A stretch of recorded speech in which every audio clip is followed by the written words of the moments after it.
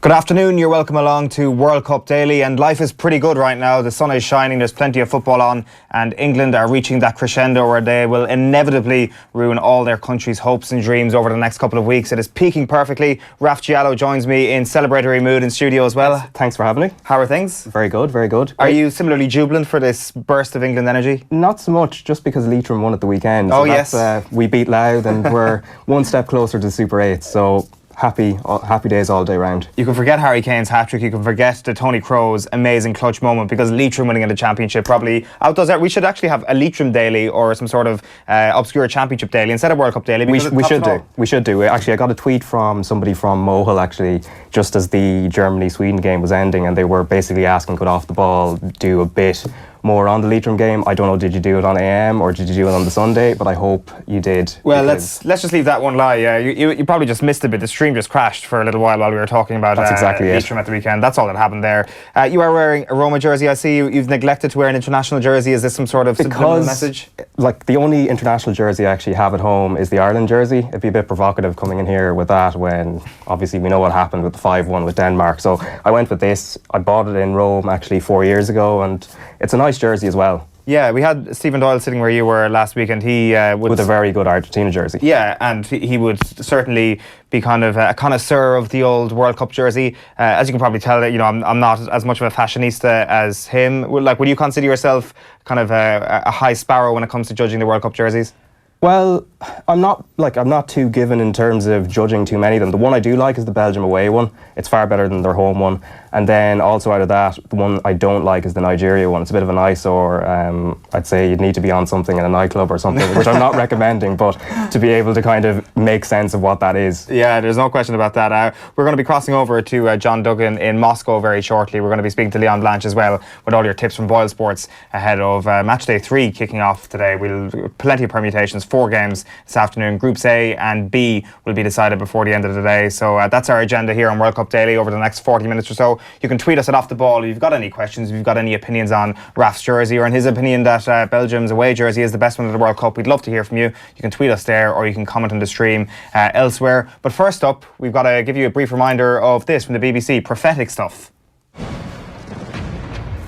Tonight at 10, England have won the Football World Cup. It's becoming more and more true, Raf. They're going to win the World Cup, it seems. And yes, after beating Tunisia and Panama, yeah, the stars are aligning. Well, of course, England fans would always be very, very chilled out. They realise it was only a 6-1 against Panama. Just Panama, minnows Panama. Have a look at these quiet and muted celebrations from yesterday.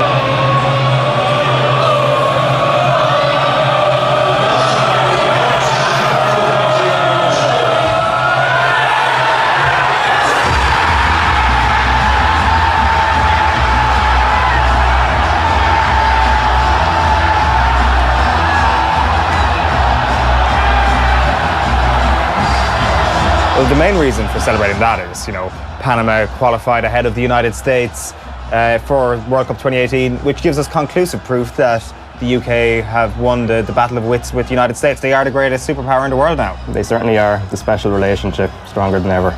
Without question. That is somewhere in Sunderland, I think. It was posted by some Sunderland fan site on YouTube. And the celebrations ensuing there after a Harry Kane penalty, I think, if I can make that out correctly in the background. That's how you do it. And, we can all criticise England for celebrating in such a manner. If Ireland had beaten Panama 6-1, there would have been that, and there would have been a hell of a lot more. There would have been a hell of a lot more pints thrown around the place, although we probably would have appreciated our drinks a little bit more than them. There certainly would be, and I mean, I wasn't old enough to be in and around a pub when we beat Saudi Arabia 3-0 in the 2002 World Cup, but I imagine the celebrations were something akin to that. But yeah, no, look, a World Cup is a World Cup. And England, it's not like England have actually won that many games in the World Cup in the last decade, so celebrate them when they're there. Yeah, absolutely, completely with you on that. Like as Kieran Cunningham tweeted towards the Off the Ball AM account this morning, that World Cups are literally there to get carried away, to have jubilant celebrations and be completely irrational with your celebrations. It's the thing to do, except if you're Roy Keane. He brought a lot of realism to the ITV studio yesterday. Have a look at this. What do you think Southgate should do in terms of the personnel for the Belgian game? Would you give 2 or 3 a game? Do you know what? If I was in Garrett's shoes, I wouldn't try and be too clever. I'm kind of bored of the lads all night, and England have already won the tournament according to these lads down there. I would just say, keep it simple. Just focus on the next game. Try and win the next game. Don't worry about last 16, quarter-final, final. The big lads down there. Try and win the next game of football. And don't try and please everybody. You're on about giving lads from the squad a game. Try and win the next game of football.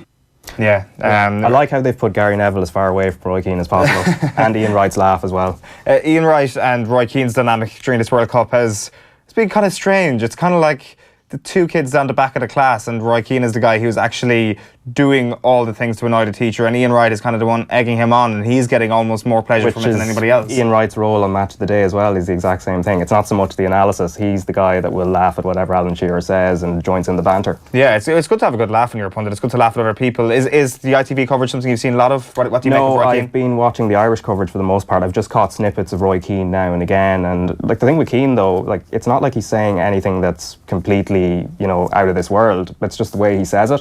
And obviously that then catches on, and people make plenty out of it, particularly clickbait websites. They'll pick up on that, and obviously they'll get a lot of coverage out of that. Yeah, a lot of mileage. So England were one of the big winners of the weekend, but we're going to go through the rest of our winners and losers now. Raf, we'll start with your winners. There's a German angle to your first winner. There is Marco Reus, actually. It probably could have been the man who scored the actual winning goal, but this on screen is Rolls Royce. Oh, hey. I think it was Ronan Mullen, our producer outside, who actually tweeted this image, but it's not his, I don't think. But anyway, it's a very good Photoshop. Point is, anyway, Marco Reus is somebody who missed the last two major tournaments. He would have been there at the 2014 World Cup had it not been for injury. Unfortunately, he had the injury then, and then he missed Euro 2016 as well. And he's kind of been forgotten a little bit, but obviously he's come back, and it was a great moment, and then obviously the moment that came afterwards as well. But I just thought Marco Reus's, what he's done for his country with Dortmund as well, it was good to see him finally have a moment in the sun. He seems to be adored by everybody back home. Yeah, he seems very well liked. He's one of those, I remember himself and Aubameyang actually would have had quite a bit of banter when they were, well, banter is obviously a subjective term, but when they were at Dortmund together, and he just seems somebody who gets on with all his teammates, and, I'm sure like the German public love him as well, so yeah. Yeah, Tony Kroos he's obviously not one of your specific winners. He obviously was a winner. He had a bad game actually. Before you think so, all yeah? that. Yeah, he did. He was responsible partially for the first goal that went in, and there was another moment that was almost similar to that where he gives the ball away, Sweden almost get in, but he's one of the great players, and that's what great players can sometimes do. It's like Zidane in 1998. We forget the whole way through that tournament he wasn't actually that massively impressive. He got sent off against Saudi Arabia in the group stage, and then obviously he did what he did in the final, and that's what we remember. Here's a question for you, and here's a question for everybody out there as well. Tweet us at Off the Ball with your answer to this. Which was the more clutch moment? Which was the more clutch, the more, putting your body on the line sort of moment of this World Cup so far? Is it Ronaldo's goal against Portugal, or against Spain rather, for Portugal in the 3-3, or is it Tony Kroos' goal at the weekend? I think it's Tony Kroos. From the angle he took it, because he had the option to cross it. Ronaldo is going to go for a shot anyway, and it's just his technique and the fact he's a great player that he actually made it work out. But for Kroos, where he's taken it from, as you can see from the image there, the natural thing would be to cross it, and say he takes the shot and he misses it, you can imagine some of his teammates having a go at him, and to have the balls to actually go for the shot anyway, and from the angle he's at, I think it's superior. The execution is absolutely top notch, and to a certain extent it would have been elimination from the tournament. They would have been staring it down the barrel anyway had he not scored that goal, whereas with Ronaldo it is their first game of the tournament.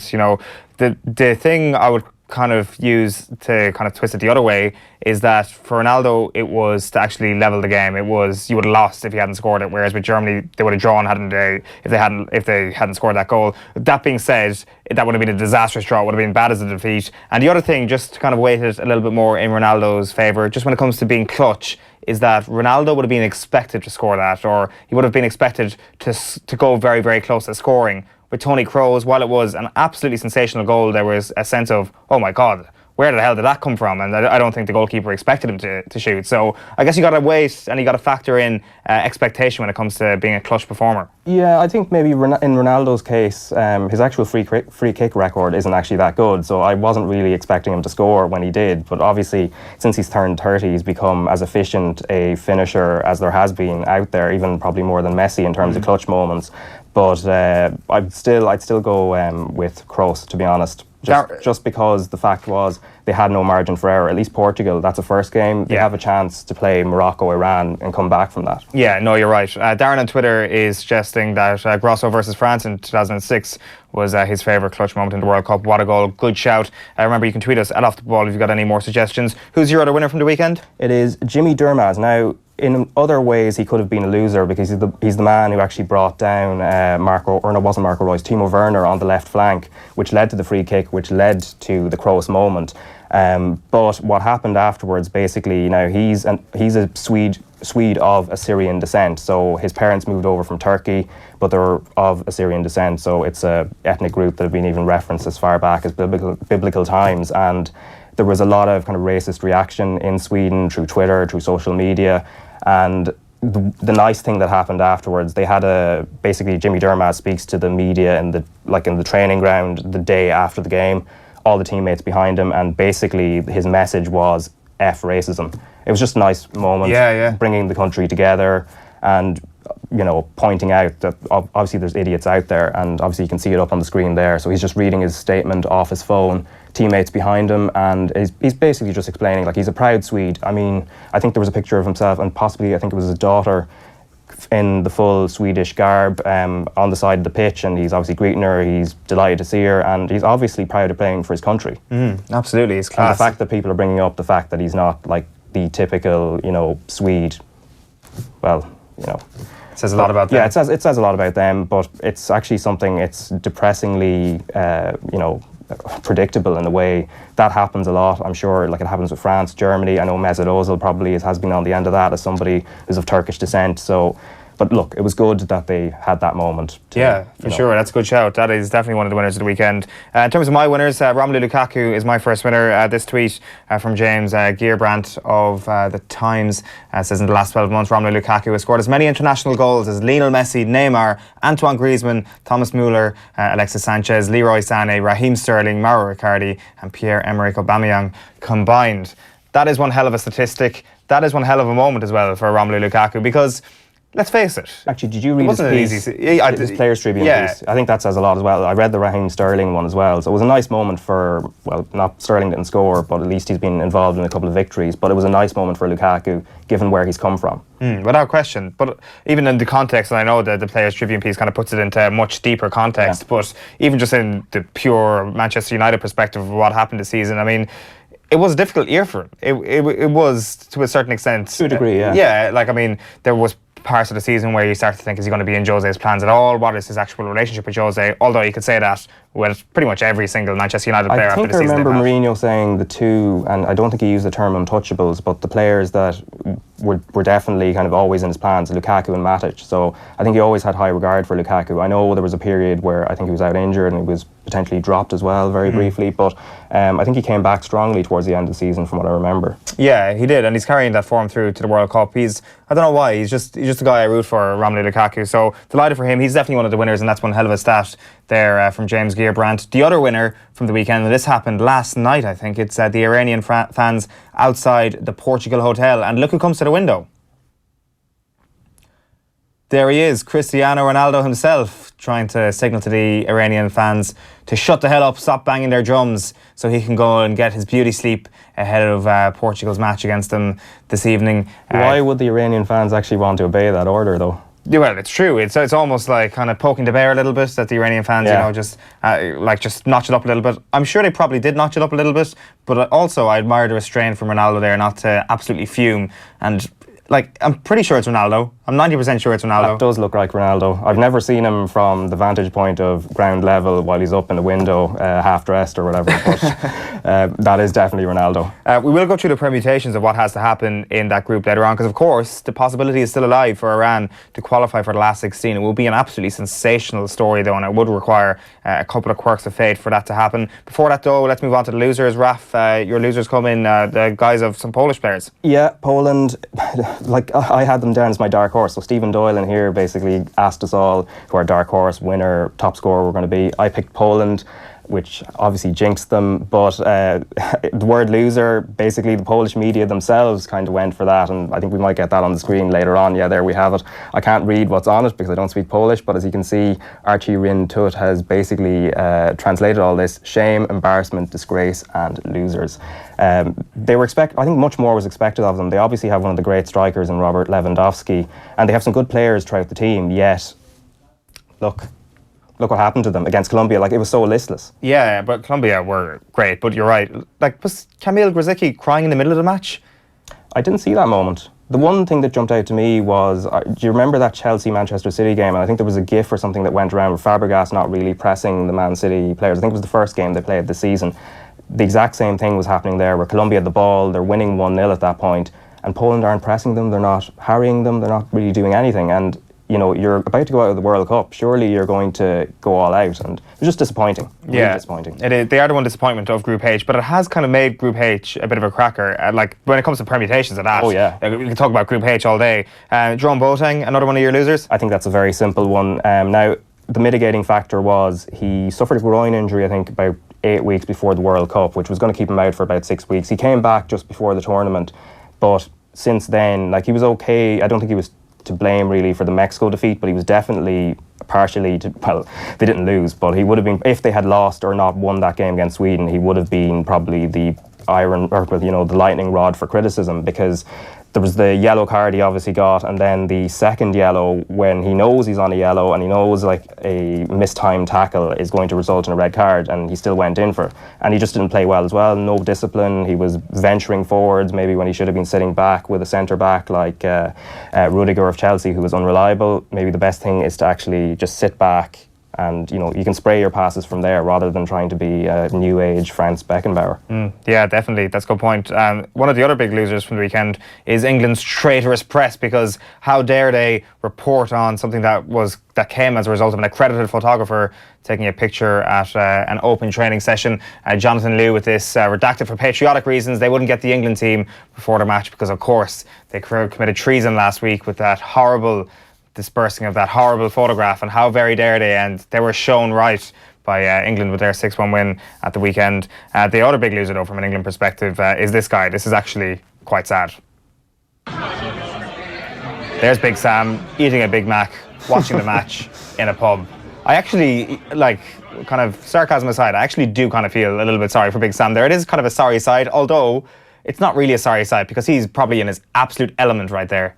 Probably is. I'm sure he's enjoying the burger, and to be honest, he's probably enjoying the amount of set piece goals England have been scoring as well, because that is actually the vast majority of the goals they've scored have resulted from set pieces. Yeah, indirectly anyway, at least. They've just spent the whole tournament out tacticking everybody at tournament. Like the one thing missing from that video was the pint of wine with his Big Mac, but maybe that's not exactly how cuisine works. I wouldn't be an expert. No. There'll be more winners and losers again throughout the rest of the week on World Cup Daily. For now, though, it's time to go to Russia.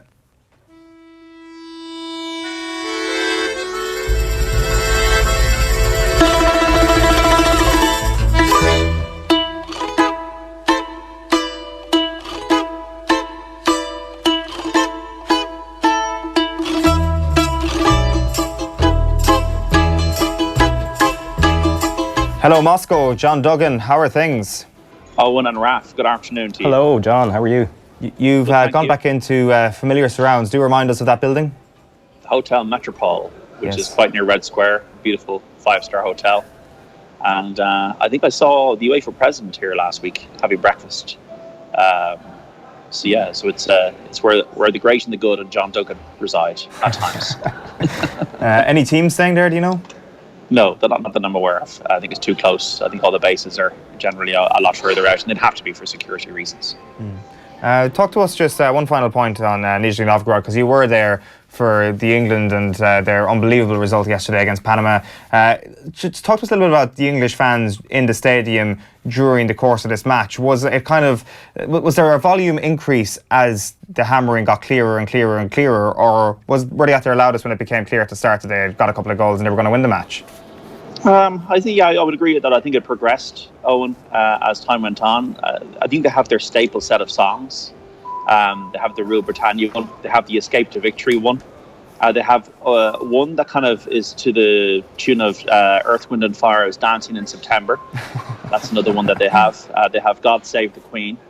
And then they have, I think the football's coming home, though, drown the whole thing out, because they played it every time on the tannoy when England scored, which is 6 times at the end of the game. And it made it really feel like a home game. I think what always interests me about the England fans is we think of supporters of clubs like Manchester United or Liverpool or Chelsea or Arsenal or Tottenham. But a lot of the England fans often come from, you might see Hartlepool or Cambridge or Wigan in the flags, and they come from it. I think a lot of England fans might sometimes they don't automatically support the top clubs. They might support clubs in the lower ranks of the English League One or League Two, and it becomes a lot more democratic in that they support England as the big thing. And I think England might be their thing more so than a Premier League club. But yeah, I mean, it was kind of a mid-range, I would say, decibel in terms of their support.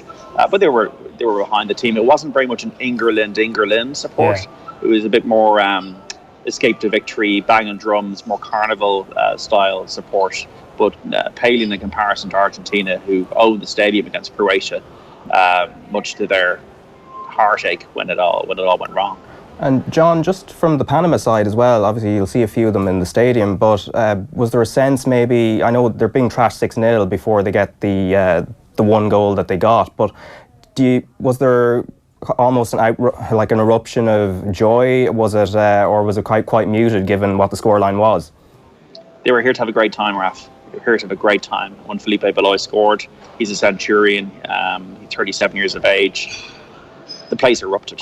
And I was in the fan fest on Saturday night watching the Germany-Sweden game, and it got caught. You might have seen it on Off the Ball on the Twitter feed. I got caught in the middle of a Panamanian chant when they all start kind of dancing around, and then they all kind of bend and kind of hush, and then they all start jumping up and down like they're at a gig in the, they're at Green Day or something. So that it was pretty mad to be caught in the middle of that. This is the second time now I've got caught in one of these situations. After the Mexico game, I got caught in a mariachi band, and on Saturday night I got caught with the Panamanians.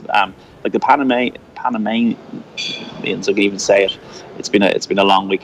And England, like they were celebrating together on Saturday night, and they were just exchanging chants. So it was a real feel good feeling, and obviously they travelled a huge way to come here for their first World Cup. And the only team, apart from Iceland, experiencing this for the first time. So that is what is so great to me about Nizhny Novgorod. What a closed city that they embrace these Panamanians, wholeheartedly. Who's your favourite batch of fans been so far, John? Argentina. And I'm seeing Brazil for the first time on Wednesday against Serbia, so I'm looking forward to that. But Argentina, I think if Argentina had been winning games, they would have been the best fans. I think Mexico have given me the best experience in terms of after a match with supporters. I really admire the Colombian fans. I'm looking forward to seeing them at some stage during the tournament if they progress during the tournament. But the Argentina fans, they just have that. They've got the colour, they've got the passion. They have that song with Messi and Maradona in that song. And I just think that they bring it. But I think Brazil will probably bring it even further, but I haven't seen them yet because they've been in St. Petersburg and they've been down in Rostov as well. Just one last thing then on the England fans, because as you mentioned there, it wasn't really a sense of England in the stadium. It was a little bit more refined. I want to say maybe that's not the right word, but just on that, like obviously how well behaved in comparison to previous tournaments they are, is that just a sheer lack of volume of England fans, or is there generally a cultural shift in the England cult? I think there might be a cultural shift in football, to be honest. I think I wrote about this on offtheball.com during last week, and I just kind of feel that the "we hate you" mentality is beginning to fade a little bit from football. Now, we had the incidents in Marseille with the Russians and the English a couple of years ago at the Euros, but that was more an exception than a rule. Whereas I think you would have been maybe expecting trouble in the 80s, the 90s. With England fans, and I just think football, I think society has matured a bit, and I think the "we hate" mentality is beginning to seep out of football. I don't think there's as much tolerance as there was for the disgusting minority of fans that say would chant about the Munich air disaster or Hillsborough or these kind of things. Even as a Tottenham fan, when I go to see Tottenham play, there's a chant about Arsenal, which I'm not going to repeat, but I don't really like. And even as a fan 15 years ago, I would have maybe kind of laughed it off or whatever. But now I'm kind of saying, I'm not comfortable with that. And I think that we're not trying to make it a sanitized world. We banter is really important, passion is important, energy is important. But yeah, I think that I think society is changing, and I think football is changing in line with society. So I don't think it's a not that I'm in any way and I'm branding this, but I don't think it's a lager-led culture that we have here. Yeah. Not that we've had it before, but I definitely don't see it now. Right, okay, very interesting. We may move on to today's games, John, because it gets to the decisive point in all these groups for the next 4 days. Uruguay against Russia is the only game that matters in Group A. And just thinking about this game and thinking about how important this really might be for Russia to win this game, and I'm not sure it is, John, because if we put all scepticism aside and you look at the figure that's been widely touted for sceptical reasons, granted, is the amount of running that Russia have been doing and the high intensity runs and things like that. That has obviously led to 2 wins for them. So from a purely tactical point of view, would it not be well within their rights to just rest their entire starting team today to give them the best chances of actually having a good opportunity in the last 16? Because they clearly need fresh legs to have good results in this tournament, because it's been directly proportional with 2 hammerings in their first 2 games. That's an interesting point. I think they probably added in their head that they'd finish second in the group, because if they finish second in the group, they're playing at the Luzhniki in Moscow. Okay. So if they're playing first, they've got to travel. But Stanislav Sturchishov, the manager, says he's not going to make any changes. Now, we'll wait and see. FIFA have actually come out with a statement, because there was a Mail on Sunday article, I don't know if you saw yesterday, about the Russian issue. But they've come out and said that there was insufficient evidence to assert any anti-doping violations, and that the World Anti-Doping Agency approved their tests that they did. So FIFA effectively come out and saying in a statement in response to that article in the Mail on Sunday that there's no case to answer in terms of Russia and doping at the World Cup, and it's a case closed, which was interesting that came out. And it's interesting reading Russia Today, and it's interesting reading the Russian press here, that they're almost kind of saying this is a kind of a scurrilous article that's been written in the Mail on Sunday about Russia and the issue of doping. Obviously, it's the degree of a linkage. People are looking to make a link between the Sochi issue, which was obviously cut and dried, and it's just interesting the tone of the Russian response in terms of their article on Russia Today, for example, on their website. People expect it to be, full of thugs of the World Cup, and obviously that's proven to be unfounded. And then they've repeated the FIFA statement verbatim. So that was interesting. But ultimately, nothing's been proven, and there's a lot of conjecture out there. What I will say is I watched the Russia-Saudi Arabia game, and it was a poor match. Russia, I think, had 7 shots on goal, and they scored 5 of them. I think they only had 3 shots on goal in terms of on target against Egypt, and they scored a lot of them, although I think one of them was an own goal. I think Russia will be found out as a football team. And if people are talking about doping and go back to the period between 2010 and 2015, Russia didn't even get out of the group in Brazil. They drew with Algeria, they drew with South Korea. That doesn't make them a superhuman superpower in terms of them having a competitive advantage against the rest, which has not been proven. So I think footballing wise, I think they're going to struggle against Uruguay today. I think Diego Godin has been excellent so far. I think his partner Jose Jimenez is going to miss the match. He's got an injury, but this is I don't think the Russian defenders will face anything like Suarez and Cavani up to now, and I think we're going to see now Russia really tested in a football match today. Yeah, is there a sense of who they'd rather avoid, whether it's going to be Spain or Portugal? No, I think for Russia, their World Cup final will be the last 16.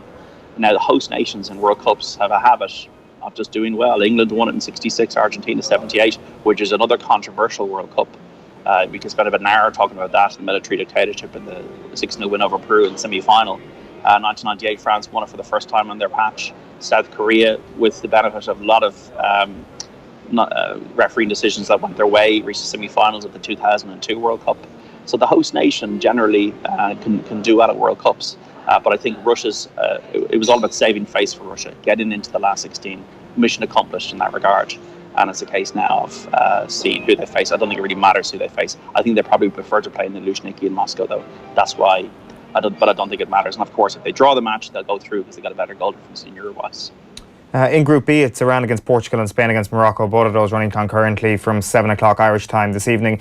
This wasn't supposed to be an interesting conclusion to Group B. It still might be a very, very boring conclusion to Group B. It might be a procession for both Spain and Portugal, but that Iran performance against Spain has actually significantly changed how we're viewing tonight's action, hasn't it, John? Well, I think what's changed is that they fluked that result against Morocco. Yeah. So they got the 3 points on the board, and because they punched above their weight against Spain, people are going, well, this isn't good. This isn't over. They could actually top. Can you think that Iran could top the group? Now it's not going to happen, but Iran could top the group tonight in this World Cup. It's not going to happen, but Carlos Queiroz obviously is a story. Managed Portugal at the 2010 World Cup finals, beaten by Spain. Now he's managed Iran, done incredibly well. Keeps on fighting out with the Iranian FA, falling back in with them. And but the problem for Iran is that they had no shots on target, I believe, against Spain, and they didn't have a shot on target in the second half against Morocco. So Portugal, I thought, against Morocco, I think, to be honest, lads, Morocco are the second best team in this group. Yeah. It should be Spain and Morocco going through. Morocco are very unlucky against Iran, and then unfortunately against Portugal, they could have played football until now, lads, and they still wouldn't have scored. Hakim Ziyech and Belhanda, and everybody had chances. It was Benatia coming up and have chances as well. Play good football. I think they've done themselves proud, despite, and that's the cruelty of the World Cup. And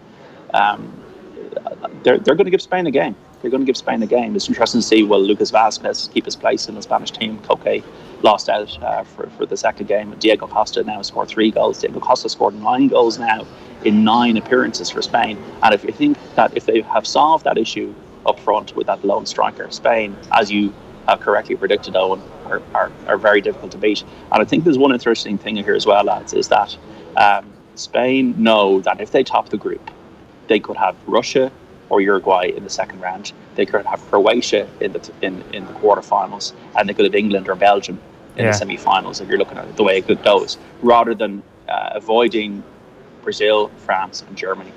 So I think it is important to top this group. Portugal, I watched them. I was at the Morocco game. Thought they were pedestrian. Guerreiro really struggled at left back. Of course, Ronaldo pulled them out with an early goal, but I think they're an ordinary team, lads, and I think their functionality has got them only so far. They'll probably do enough to beat Iran, but their functionality will cost them soon in this World Cup, I think. Yeah, I would not be surprised to see them get Russia in the last 16 and Russia actually take them in the last 16, John.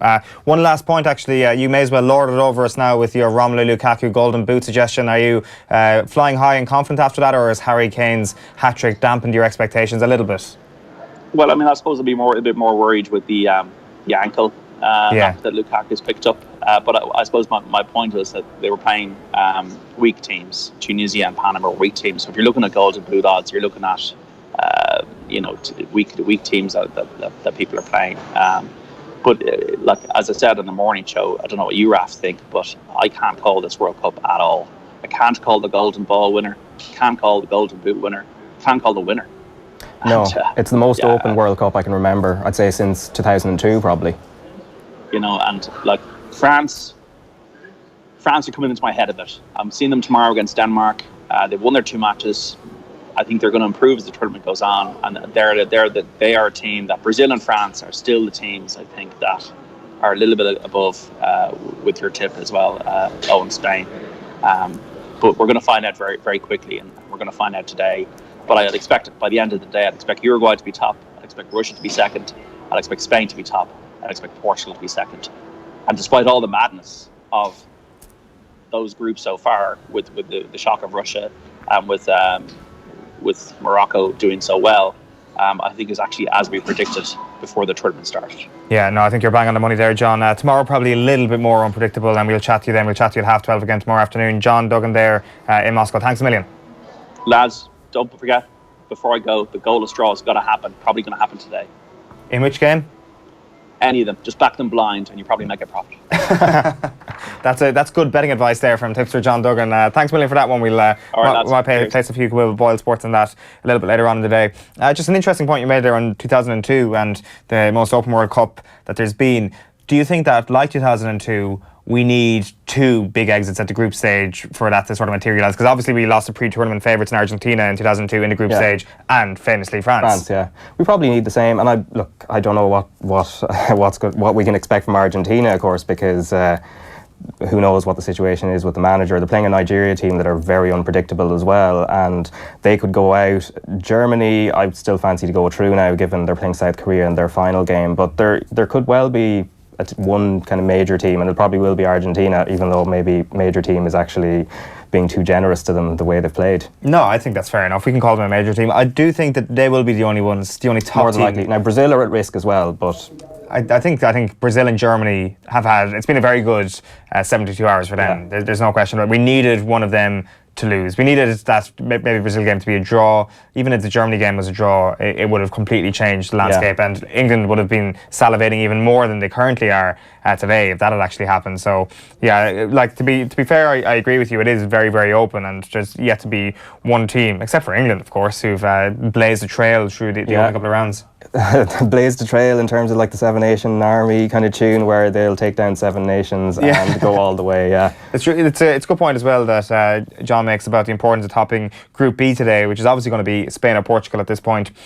So you would avoid the potential path of, let's say, Uruguay, France, and then Brazil or Germany, and you would get the path of Russia, Croatia, and then England or Belgium. It's a hugely significant evening in terms of the future of this tournament. In terms of what John said, in terms of that side of the draw, definitely. Although if you were Spain and you're facing Croatia, that is like, they're no mugs. They've obviously, Argentina aren't up to much, but they completely outplay them. And if you've got you only need maybe 1 or 2 very good players in your team, and you can make a dent at the World Cup. Unfortunately, I thought Poland would be one of those on what seemed like a relatively easy stretch on that side of the draw, and well, they proved my point otherwise, though. Who do you think is going to top Group A? I think, like John's saying, Uruguay probably. I'm not quite sure. Like if it ends up being a draw, obviously Russia then top the group. So it depends. I think it'll be Uruguay probably, just because of the weapons they have, and as John was saying, they haven't faced the forward line that Uruguay have in the sense of a Cavani or a Suarez level striker yet. They've played Saudi Arabian strikers who I can't name, and the same with obviously in Egypt, who had Mo Salah, who wasn't completely fit. Far from completely fit. They've had no challenge. It's Russia's first venture into the top 44 in the world today. They played 2 World Cup games. That is not normal. And there's a lot of things about this Russia team that is abnormal. It's been quite a remarkable performance from them. I actually kind of want, in a macabre way, to see them win their last 16 game against Spain or Portugal, and just see what the world reaction would be to that. It'd be quite interesting given everything that's been talked about in the last wee while, but I think for the good of the tournament, look, I'm sure the fans would still come out to see some of the top players in the world, so I don't think I don't think it's as huge a deal if, say, they go out in the last 16 in terms of like filling stadiums, etc. Yeah, for sure. We are going to do permutations of all the interesting groups before the end of the show. Ralph's got his facts and figures checked and his calculator out and all that sort of stuff, so stay tuned for that. But now it's time for some odds ahead of the day's football. Leon Blanche of BoyleSports joins us on the line now. Leon, good afternoon to you. How are things? Good afternoon, Eoin. How are you? Yeah, things are good. I'm very impressed with Colombia last night. I thought they were ultra impressive in terms of going forward and also at the back. And I thought their hunger, even when they were winning 3-0 up until the final whistle, they wanted to win every tackle. They were really playing for their country, playing with a lot of pride. And they're going to be a danger. Obviously, they've got to beat Senegal in their last game, but I think they can do that. And whoever gets them in the knockouts is in for one hell of a game. Yeah, it's kind of ironic, isn't it, that the way England were celebrating so wildly last night, and quietly in the background, Colombia were threading together a bit of form that could see them knocked out in the last 16.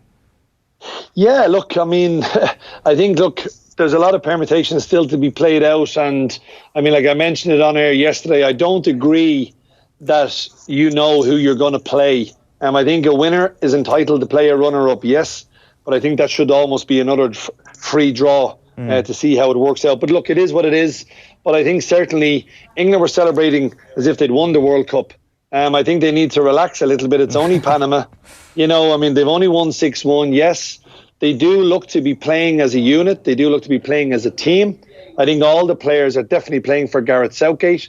And I think we all said that before the tournament. There's no prima donnas in this England team. They seem to be a very united squad.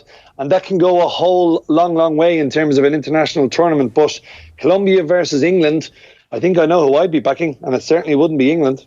Yeah, I'd say we were probably in agreement with you after last night's showing against Poland. They were unbelievably impressive. Let's talk about today's games. Leon, Group A, first of all, Saudi Arabia against Egypt is a dead rubber, so we'll focus on Uruguay against Russia. It's a double-header, obviously, at 3 o'clock this afternoon. John Duggan reckons Russia might struggle in this one. What do you think? Yeah, look, I think Russia have probably surprised us a little bit, but I think we all need to look at the kind of calibre of opposition who they've played. Egypt were so reliant upon Mo Salah, and he obviously wasn't fit. But Russia have done it well. Some of the statistics of their players have been off the charts for whatever reason. But I think Uruguay, with Cavani, with Suarez, they do pose a lethal threat. They haven't been great so far, Uruguay, but what I've been impressed with them is how good they are at the back and how good they seem to be able to protect their back five. And, you know, that obviously includes the keeper as well. So I think this will be a low-scoring affair. The betting suggests it's going to be very tight. It's 7-4 Russia, 15-8 Russia, 7-4 Uruguay, and 2-1 the draw. Now, we all know if this finishes a draw, Russia have the far superior goal difference. But I think Uruguay will be able to nick this again by maybe the slightest margin, 1-0. And I think Uruguay will finish top. And I think if you had offered Russia that they would have got out of the group and into the last 16, considering how poorly they performed leading up to the World Cup, they would have taken that. So I'm going to go with Uruguay just to beat Russia in the early kick-off at 3 o'clock. Right, OK. I'm going to go up against you on that one, Leon, for our charity bet today. I'm going to go for the draw and under 3.5 goals, which is 5-2 with BoyleSports. That's what I'm going to go for. I don't think I've had a great couple of days, actually, with the old charity bets, and I'm still kind of living off that Senegal result from last week. Yeah, but look, listen, I think a lot of people will be looking at the draw, but I just think if Uruguay, if they're to win it, it all depends on the permutations, who will finish second in the other group that they're going to face. But I just think Uruguay are a little bit more solid. And I think coming up against Cavani and Suarez, Russia haven't seen any striker of that calibre yet in the opening two games. So that's the reason why I'm just siding with Uruguay ever so slightly. Let's move on to Group B, and we'll start with an exclusive offer here actually on offtheball.com/BoyleSports, because Spain and Portugal to win tonight, Leon, is 2-1. Yeah, look, it's 2-1 for both new and existing customers. It's a lot less if you were to walk into one of our stores and back the double, but we're giving it to the Off the Ball fan base, so offtheball.com/BoyleSports. And I think, look, Portugal and Spain, they played an absolute cracker in the opening game when it was 3-3. And then I think both teams were a little bit disappointed with their second game performance. They both only won by the solitary goal. And Iran are coming into the game tonight against Portugal with something to play for.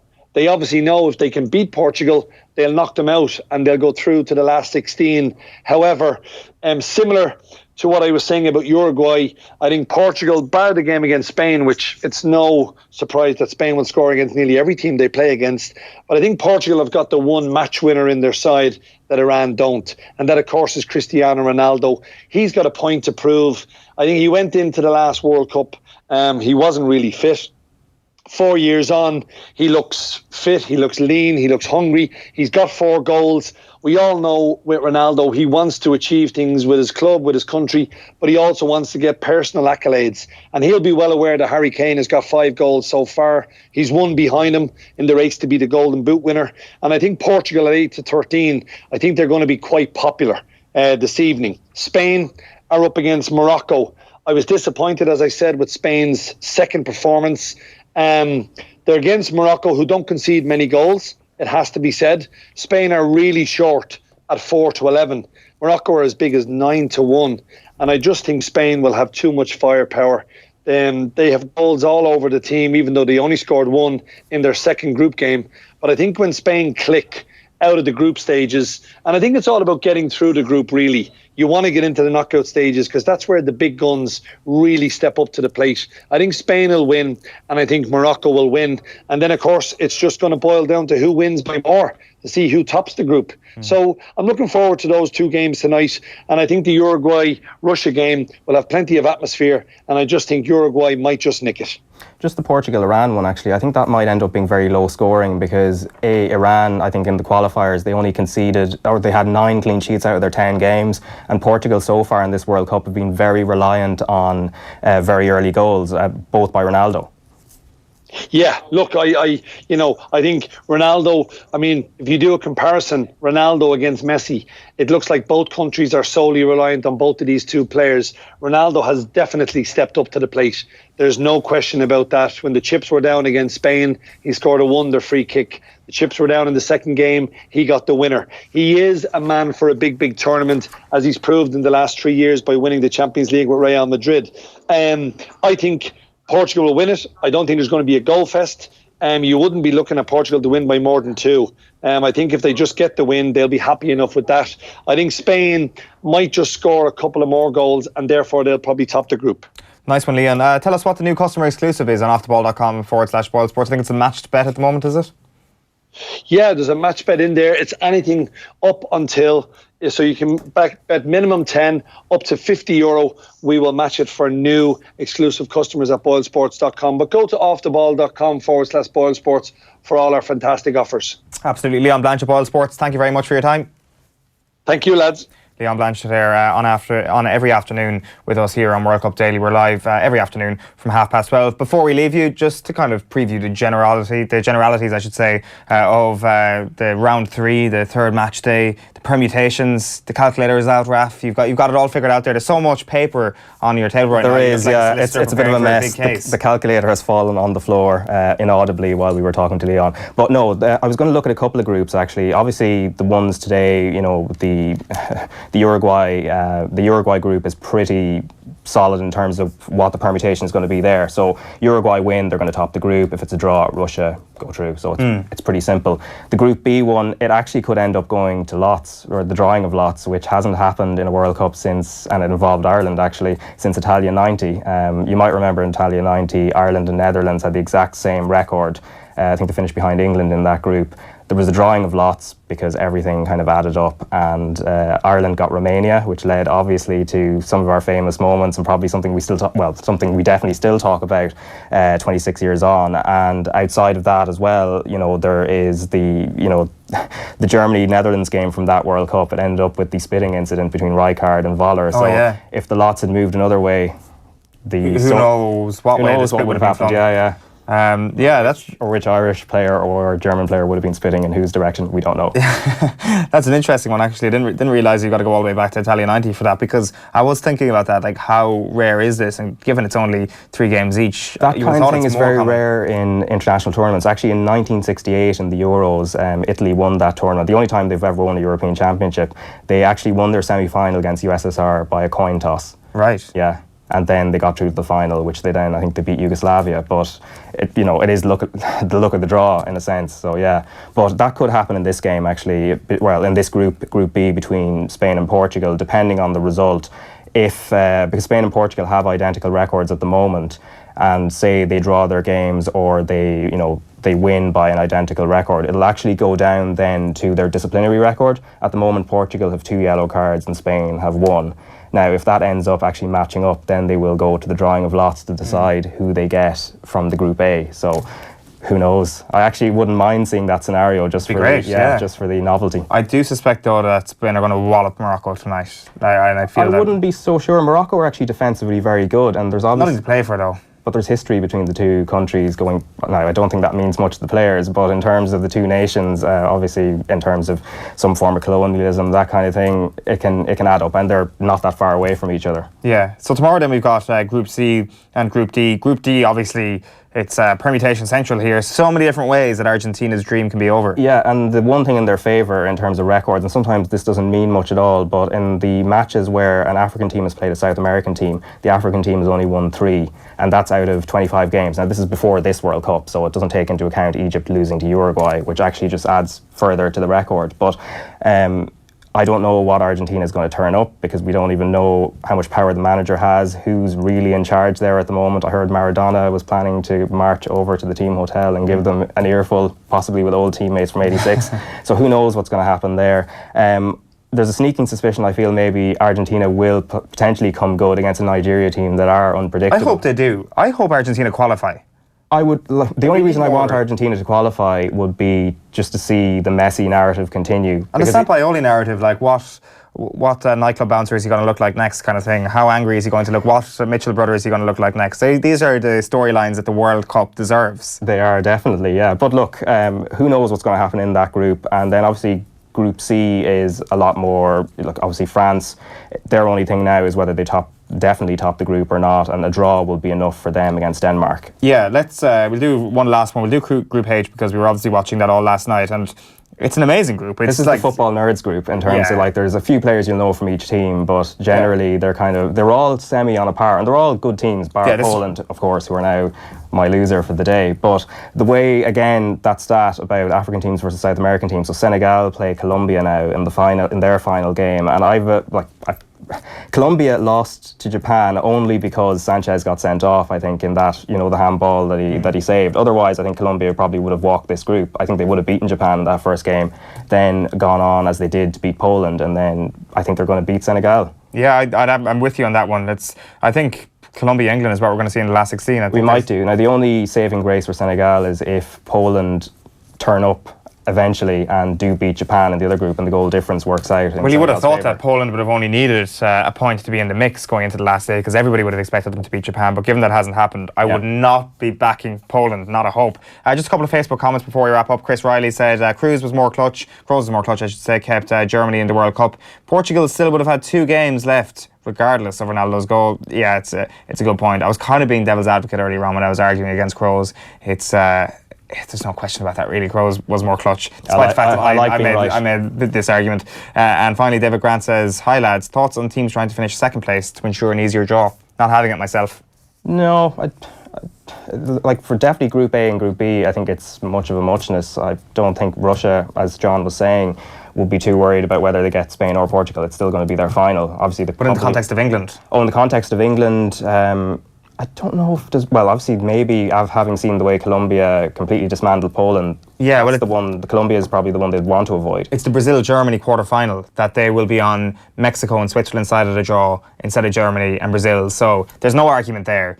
It will be a much easier quarter-final. If England are supposed to go on this 7-nation army journey of going all the way, they're going to have to beat Germany or Brazil or one of those eventually. So might as well do it in a quarter-final. Yeah, that's a good point. We started with England today. We finished with England. I dare say we're going to be chatting a little bit more about England throughout the week on World Cup Daily. Thank you very much for your company today, Raf. No bother. We'll have you back as well throughout the week to give us up to date on all the permutations, because we're going to need that calculator over the next couple of days. I'm just looking forward to Group H on Thursday, and indeed on Thursday as well you've got England and Belgium vying for that top spot in Group F. We're going to wrap things up now. News Talk is where Off the Ball is at from tonight at 7 o'clock, and all our social channels as well on YouTube, Facebook and Periscope. OTB AM is live tomorrow morning from 7:45 AM. We'll chat to you then. Bye bye for now.